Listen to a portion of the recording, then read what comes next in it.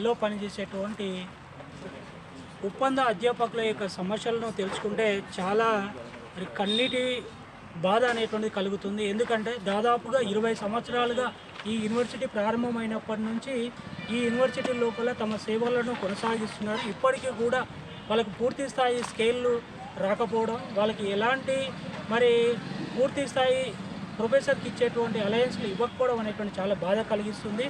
అసలు యూనివర్సిటీలను స్టార్ట్ చేసి పూర్తి స్థాయిలో నోటిఫికేషన్స్ ఇచ్చి వాళ్ళను ఫిలప్ చేసుకోకుండా కాంట్రాక్టు అవుట్సోర్సింగ్ సిస్టమ్ ద్వారా నెట్టుకొస్తున్నటువంటి ప్రభుత్వానికి వ్యతిరేకంగా ఎన్నిసార్లు ఉద్యమాలు చేసినా అదే తంతుగా అదే వంతుగా కొనసాగుతుంది. కానీ మరి ఎలాంటి మార్పు అనేటువంటిది రాలేదు. ఈ ఒప్పంద అధ్యాపకులకు సంబంధించినటువంటి సమస్యలను మనం నెమరేసినట్లయితే చాలా ఉన్నాయి వీళ్ళకి సమస్యలు. వీళ్ళు పిహెచ్డి, ఎంఫిల్, తర్వాత రీసెర్చ్ చేసే చాలా అనుభవం ఉన్న టీచింగ్ ఫీల్డ్లో కూడా 20-30 ఏళ్ళ అనుభవం ఉన్నటువంటి లెక్చరర్స్ను ఇప్పటికి కూడా రెగ్యులర్ చేయలేదు. రెగ్యులర్ చేయకపోయినా వచ్చేటువంటి నోటిఫికేషన్లు మాకు వెయిటేజ్ అన్న ఉండాలి, మా శాలరీకి తగ్గట్టు అని చెప్పేసి న్యాయమైనటువంటి డిమాండ్లను కోరుకోవడం జరుగుతుంది. ముఖ్యంగా ఈ తెలంగాణలో ఉన్నటువంటి ఏ యూనివర్సిటీల్లో కూడా పూర్తి స్థాయిగా మరి ప్రొఫెసర్, అసిస్టెంట్ ప్రొఫెసర్ జాబ్లను ఫిలప్ చేయలేదు. ఫిలప్ చేయకపోవడమే కాకుండా ఈ టెంపరీగా ఉన్నటువంటి ఉద్యోగస్తుల చేత మరి అధ్యాపకుల చేతనే ప్రభుత్వాన్ని నెట్టుకొస్తుంది. ఇది సమంజసం కాదు. మరి దీనికి సమస్యకు పరిష్కారం చూపాలి అని చెప్పేసి వీళ్ళని అందరినీ కూడా పర్మనెంట్ చేయాలని చెప్పేసి నా సంఘం తరపు నుంచి ప్రభుత్వాన్ని ప్రధానంగా డిమాండ్ చేస్తున్నాను. మరి ఈ ఒప్పంద అధ్యాపకులకు సంబంధించినటువంటి సమస్యల గురించి ఇప్పుడు ఆర్ట్స్ కాలేజ్ వైస్ ప్రిన్సిపల్ అయిన భూమయ్య సార్ గారి గురించి, మరి ఈ పాలమూరు యూనివర్సిటీ ఎంతోమంది అధ్యాపకులు ఉన్నారు, మరి వాళ్ళకు ఉన్నటువంటి ముఖ్యమైన సమస్యల గురించి సార్ ఇప్పుడు వివరిస్తాడు. మనం సార్ చెప్పేటువంటి మాటలు ఇప్పుడు తెలుసుకుందాం.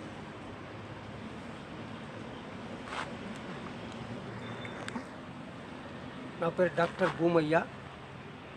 నేను అసిస్టెంట్ ప్రొఫెసర్ కాంట్రాక్ట్ పొలిటికల్ సైన్స్లో పనిచేస్తున్నా. యూనివర్సిటీ లా కాలేజ్ వైస్ ప్రిన్సిపల్గా కూడా అదనపు బాధ్యతలు చేస్తున్నా. మా యూనివర్సిటీలో కాంట్రాక్ట్ బేసిస్లో పనిచేసేటువంటి టీచర్లు 93 మంది ఉన్నారు. ఈ 93 మంది కాంట్రాక్ట్ అధ్యాపకులు బోధనతో పాటు వివిధ అదనపు బాధ్యతలు నిర్వహిస్తూ ఉన్నారు. ఇక్కడ అందరం కూడా అదనపు బాధ్యతలు, టీచింగ్తో పాటు అదనపు బాధ్యతలు నిర్వహిస్తూ ఉన్నాము. రెగ్యులర్ టీచర్ల కంటే ఎక్కువ స్థాయిలో ఈ యూనివర్సిటీ మాది అని నమ్ముకొని మేము పనిచేస్తున్నాము. అట్లనే మమ్మల్ని కూడా యూనివర్సిటీ మా వాళ్ళు అనుకోవాలని మేము కోరుకుంటున్నాం.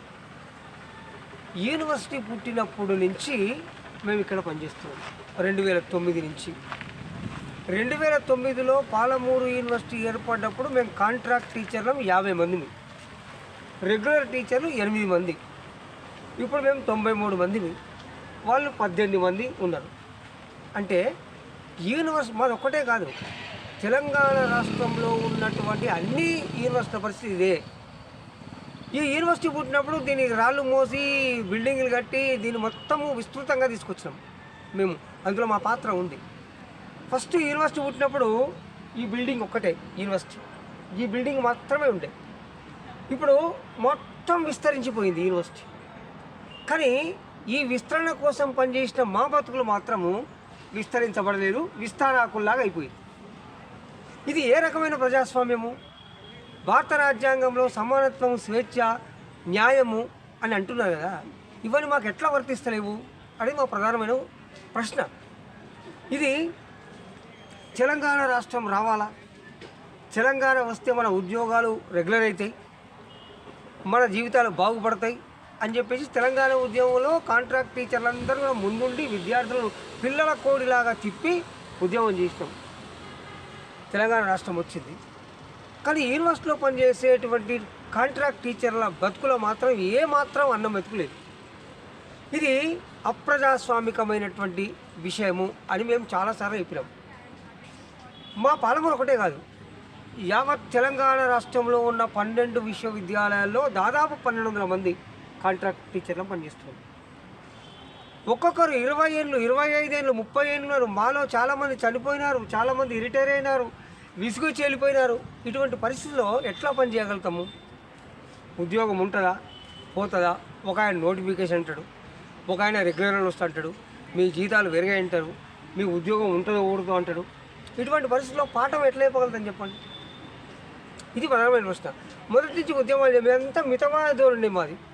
ఎంతసేపు రిక్వెస్ట్, పిటిషన్, ప్రే, ప్రార్థన, విన్నపము.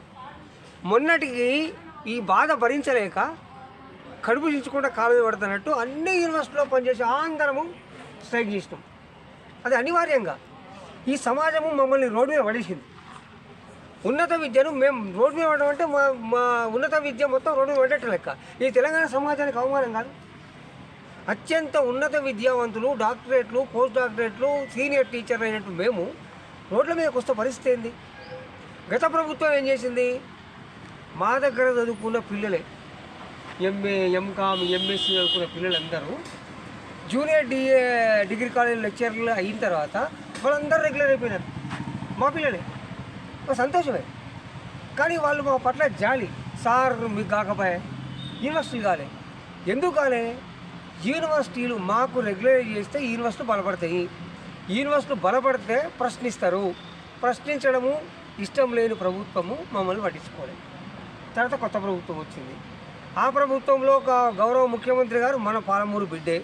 మేము చాలా సంతోషపడ్డాము. మన పాలమూరు వాసి మాకేదో వస్తుందని చెప్పేసి ప్రశ్నించండి అన్నాము.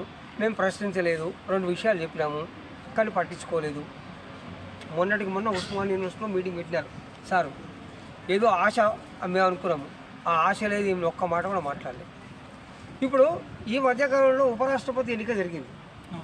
ఉపరాష్ట్రపతి ఎన్నిక జరిగినప్పుడు మన ఇండియా కూటమి తరఫున జస్టిస్ సుదర్శన్ రెడ్డి గారిని మన ముఖ్యమంత్రి గారే దగ్గరుండి ఆయన బలపరిచి పోటీ నిలబెట్టినాడు. అంటే ఎంతో గౌరవం ఉంటే ఆయన పోటీ తీసుకొచ్చాడు. అటువంటి జస్టిస్ సుదర్శన్ రెడ్డి గారు ఏమన్నారంటే, కాంట్రాక్ట్ అధ్యాపకులు, విశ్వవిద్యాలయాల్లో పనిచేసే కాంట్రాక్ట్ అధ్యాపకులను రెగ్యులర్ చేయడం వల్ల ఏ రకమైన న్యాయ చిక్కుళ్ళు ఉండవు అని వారు చాలా క్లియర్గా ఎన్నో సమావేశాలు చెప్పారు. మీరు ఆయన మీద గౌరవం కొద్ది ఉపరాష్ట్రపతిగా పోటీకి నిలబెట్టి ఆయనను సమర్థించినప్పుడు వారి మాటను మీరు గౌరవించి మమ్మల్ని రెగ్యులైజ్ చేయొచ్చు కదా అని మేము ముఖ్యమంత్రి గారిని అడుగుతూ ఉన్నాము. వారిని మేము రిక్వెస్ట్ చేస్తూ ఉన్నాము. అందరు బాగుండాలా, అందులో మేము ఉండాలా అనేటువంటి కాన్సెప్ట్. ఎంతసేపు ఎన్ని ఉద్యమాలు చేసినా మేము లంచ్ అవర్లోనో, కాలేజీకి ముందో, కాలేజీ తర్వాతనో మాత్రమే చేస్తాం. పిల్లల చదువులకు ఏ రకమైన ఇబ్బంది కాకుండా, క్లాస్ రూమ్ డిస్టర్బెన్స్ కాకుండా మేము ఉద్యమాలు చేస్తాం. ఉద్యమాలు చేయడము మా హక్కు. అదే రకంగా మమ్మల్ని రెగ్యులర్ చేయడము మీ బాధ్యత. చూడండి, రెగ్యులర్ టీచర్లకు 8th PRC వస్తున్నది, 8వ వేతన సంఘం వస్తుంది. మాకు ఇంతవరకు 7వ వేతన సంఘం రాలేదు. టీచర్లు అందరూ సమానమే అంటారు. వాళ్ళు మాకంటే 10 సంవత్సరాల ముందు అడ్వాన్స్, 10 సంవత్సరాల కోసం PRC వస్తుంది. వాళ్ళకి 8th PRC వస్తుంది. మేము ఇంకా 7th PRC ఇవ్వండి అడిగాల్సిన పరిస్థితి ఏర్పడుతుంది. ఇది సమాజానికి మంచిది కాదు. ఉన్నత విద్యావంతులైనటువంటి టీచర్లు ఆందోళన గురైతే, రోడ్డు ఎక్కితే ఇది అశాంతికి, మానసిక అశాంతికి, అన్రెస్ట్ అనేది పెద్ద సమస్య అయిపోయింది. ఇది మంచిది కాదు. విశ్వవిద్యాలయాలు అనేవి అనేక ఉద్యమాలకు, విద్యార్థి ఉద్యమాలకు, సామాజిక ఉద్యమాలకు వేదికలు. అట్లే విశ్వవిద్యాలయం అంటే ఏంది? విజ్ఞాన భాండాగారాలు, ప్రపంచానికి దిశానిర్దేశం చేసేటువంటి వ్యవస్థలు. అటువంటి వ్యవస్థలో ఉన్నటువంటి టీచర్లు అవస్థపడతా ఉంటే ఏ రకంగా ఇది ప్రజాస్వామ్యం అవుతుందండి? ఇట్లా ఎన్నోసార్లు ప్రశ్నించడం, మమ్మల్ని పట్టించుకుని నాదులు లేడు. ఇంకేమంటాడు? నోటిఫికేషన్ ఇస్తా అంటాడు. నోటిఫికేషన్ ఇస్తా అంటే ఉద్యోగాల భర్తీ కోసం ప్రక్రియ స్టార్ట్ చేస్తా అంటారు. మేమేమంటున్నాము? ఫస్ట్ మా సంగతి చెప్పండి. 1200 మంది పనిచేస్తాను మా సంగతి చెప్పిన తర్వాత నోటిఫికేషన్. ఒకవేళ నోటిఫికేషన్ ఇస్తే ఏ రకంగానైనా మేము అడ్డుకుంటాం. దానికి తీవ్రంగా పర్యవసానాలు ఉంటాయి. ఎందుకంటే మా బాధ అటువంటిది. ఎన్నిసార్లు చెప్తామండి? ఇప్పటికి 17 సంవత్సరాలు ఈ యూనివర్సిటీ పుట్టి, పెద్ద యూనివర్సిటీ పుట్టినప్పుడు ఎప్పటి నుంచో పనిచేస్తూ ఉన్నాం. ఎంతకాలం ఆందోళన పెడతాము? ఆందోళన పడి ఒక కుటుంబాన్ని సరిగ్గా చూసుకోలేకపోతున్నాము. పాఠాలు చెప్పాలంటే కష్టమవుతుంది. పిల్లలు చదివించలేకపోతున్నాము. పిల్లలు చదివించాలంటే పరిస్థితి ఏంటండి? 10th క్లాస్ ఇంటర్మీడియట్ పిల్లలు లక్షల కొద్ది రూపాయల ఫీజులు ఉన్నాయి. ఎట్లా చదివిస్తారు చెప్పండి? సుప్రీంకోర్టు, హైకోర్టులు 100 సార్లు చెప్పినాయి అనేక సందర్భాల్లో. సమాన పనికి సమాన వేతనం ఇవ్వండి. ఈయన అదే పని చేస్తాడు, ఆయన కంటే రెగ్యులర్ టీచర్ల కంటే మేము ఎక్కువ పని చేస్తాం. ఎందుకంటే మాకు భయం, ఒక రకంగా ఈ ఉద్యోగం ఉంటుందా పోతుందనే భయం ఉంటుంది. ఈ ఉద్యోగం కాపాడుకోవాలని గంట కంటే ఎక్కువ పని చేస్తూ ఉంటాం, ఇంకో గంట ఎక్కువ పని చేస్తాం. పిల్లలతోటి బాగా చదివియాలని చెప్పి ఆందోళన చేస్తూ ఉంటాం, ఉద్యమాలు చేస్తాం. ఉద్యమాలు చేయడము ఒకవైపు, ఉద్యోగం చేస్తూనే ఉంటాం. మా పిల్లలు నష్టపోవద్దు, వాళ్ళు బాగుంటే మేము బాగుంటాం. అట్లనే ప్రభుత్వము మారింది, మా బతుకులు మాత్రం మారింది. ఎంతో కాలంగా చూస్తూ ఉన్నాము. ప్రతిదానికి కూడా ఒక ఓపిక ఉంటుంది కానీ, మాకు కూడా ఓపిక ఉంటుంది కానీ, మేము ఆఫ్టర్ ఆల్ హ్యూమన్ బీయింగ్స్, మనుషులమే. అర్థం చేసుకోండి. నోటిఫికేషన్లు ఇవ్వాలని కొంతమంది బీసీ గారులు మొన్న 29 తారీఖు చర్చ జరిగింది, బీసీల మీటింగ్ అయింది ఉన్నత విద్యా మండలిలో. అక్కడ ఏంటంటే నోటిఫికేషన్ వేయాలి, అందరిని నింపాలా అన్నారు. ఓకే, ఆ నింపే ముందు మా సంగతి చెప్పండి. ఒకవేళ మాకు ఏ రకమైనటువంటి భద్రత, మాకు ఉద్యోగము అవకాశం కల్పించకపోతే అటువంటి నోటిఫికేషన్లని మేము న్యాయపరంగా కానీ ఉద్యమాల పరంగా కానీ మేము వాటిని భరించబోము. ఎందుకంటే వాటిని తప్పకుండా ఆపుతాం. ఎందుకంటే నిరుద్యోగులకు ఉద్యోగాలు రావాలి. మరి ఉన్న పరిస్థితి ఏంది? ఒకటి 50 లేక 58 ఏళ్ళు అండి. మరి నా పరిస్థితి ఏంది? యంగ్ టీచర్స్ ఉన్నారు, వాళ్ళకి చిన్న చిన్న పిల్లలు ఉన్నారు, వాళ్ళ పరిస్థితి ఏంది? చాలా డిపార్ట్మెంట్లకు హెడ్ ఆఫ్ ది డిపార్ట్మెంట్స్ మేమే, అసిస్టెంట్ కంట్రోల్స్ మేమే, వార్డెన్స్గా పనిచేస్తాం వీళ్ళంతా, వైస్ ప్రిన్సిపాల్స్ మేమే, ప్రిన్సిపాల్స్ కూడా మేమే. ఓకేనా? చాలా కాలేజీలకు ప్రిన్సిపాల్స్, వైస్ ప్రిన్సిపాల్స్, వార్డెన్లు, హెచ్ఓడీలు ఇన్ని పనిచేస్తున్నప్పుడు మేమేం తక్కువ చేసినాం యూనివర్సిటీకి? మమ్మల్ని కూడా యూనివర్సిటీ చూడాలి కదా. ఇది కనీసం మానవీయ కోణం. మీరు ఏమీ చేయొద్దు, మీకేం కావాలో చెప్పండి, నేనే మీ దగ్గరికి వస్తున్నా అని గౌరవ ముఖ్యమంత్రి గారు అంటే మాకు గౌరవం. ఎందుకంటే ప్రభుత్వం నడుపుతూ ఉన్నారు, నాయకులు ఎంతోమందికి ఎన్నో చేస్తున్నారు, రకరకాల సంక్షేమ పథకాలు పెట్టినారు. మాది ఒక లెక్కన అండి. ఎంత ఖర్చు చేసినా సంవత్సరానికి అదనంగా 30 కోట్ల భారము, సంవత్సరానికి 30 కోట్ల రూపాయల భారం. ప్రభుత్వం ఖర్చు పెట్టేటువంటి వేల లక్షల కోట్లలో సంక్షేమ కార్యక్రమాలు ఇదంతా. కాబట్టి ఏంటంటే మమ్మల్ని మానసికంగా ప్రశాంతంగా ఉంచాలంటే మమ్మల్ని రెగ్యులైజ్ చేయాలి. జీతాలు పెంచుతామన్నాము, ముఖ్యమంత్రి గారి దగ్గర పోయినాము చాలా సందర్భం. మేము ఎక్కని మెట్టు లేదు, దిగని మెట్టు లేదు. అందరూ హయ్యర్ ఎడ్యుకేషన్ దగ్గరికి, ఎమ్మెల్యేల దగ్గరికి, మంత్రుల దగ్గరికి, ముఖ్యమంత్రి దగ్గరికి, కోట్ల చుట్టూ తిరిగి యాస్టకు వస్తుంది. ఇది అశాంతికి గురి కాకుండా ఆత్మగౌరవం అనేది పెద్ద సమస్య.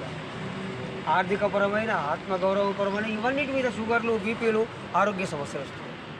కాబట్టి ఇది ఒక్కని విషయం కాదు, ఒక యూనివర్సిటీ కాదు, 1200 మంది జీవితాలు, కుటుంబాలు, 1200 మంది వాళ్ళ సహచరులు, 1200 మంది వాళ్ళ ఇంట్లో ఇద్దరు పిల్లలు వేసుకున్న 12 × 4 అయ్యా ఉంటే 6. ఇంతమంది జీవితాలు ప్రభుత్వం ఇచ్చేదాని మీద ఆధారపడి ఉంటాయి.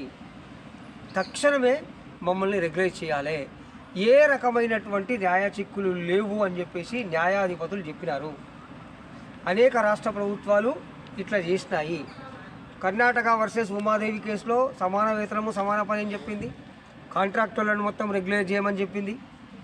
అనేక ఆంధ్రప్రదేశ్, ఉస్మానియా యూనివర్సిటీ, కాకతీయ యూనివర్సిటీ, కర్ణాటక, పంజాబ్, హర్యానా, ఢిల్లీ, అనేక రాష్ట్రాలు, పశ్చిమ బెంగాల్, ఎన్నో రాష్ట్రాలు రెగ్యులేట్ చేసినాయి.